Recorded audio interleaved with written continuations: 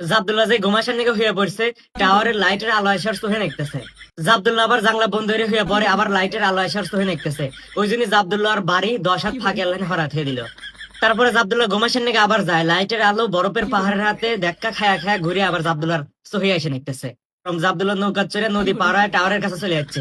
জাবদুল সরাসরি টাওয়ারের ভিতরে যায়, লাইটের সুইচটা বন্ধ দিয়ে আবার বাড়ি চলে আসে। হাতে হাতে টাওয়ারের কর্মচারীর কাছে ফোন আসে, কি লাইট বন্ধ? কি রে, লাইট বন্ধ হচ্ছিল কেন? জাবদুল্লার চোখে আবার লাইটের আলো নাইছে। জাবদুল্লাহ আবার চলে যাচ্ছে টাওয়ারের কাছে। এবার বড় দেখে খান আতুর আনছে, আতুর আইনের লাইট বাড়ি দিয়ে ভেঙে হালাইছে।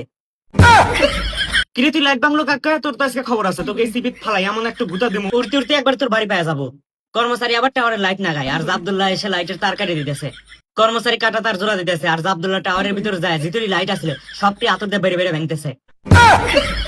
কিরে তুই কি পাগল নাকি, মাথার সমস্যা? কর্মচারী যে মাইকের ভিতর মুখ চালা দিছে, মাইকের সামনে এত জোরে ভাড়া দিছে, কর্মচারী কাঁপতে কাঁপতে একবার হিটকে নেগে রকেট বোম ফটকা মরে ফটকা যে ঘরে থই ওই ঘরে চলে আসে।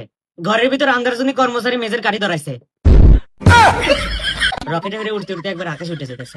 জাবদুল্লাহর গায়ের হাতে ফ্রিজ বাইন্ধে নিছে, দুই পায়ে দুটি স্কেটিং বোর্ড, ফ্রিজ চলতেছে আর বরফ বাড়াইতেছে। সব বরফ গুনা মাটিতে পড়তেছে, আর জাবদুল্লাহর স্কেটিং বোর্ড খেলার রাস্তা তৈরি হয়ে যেতেছে। কিরি ওটা জাবদুল্লাহ না? শালা এত মাথায় বুদ্ধি নেই, ঘুম পাড়া কি ভরে রাখতে। ইয়াল্লাহ, আমার পায়ের তলা মাটি নাই।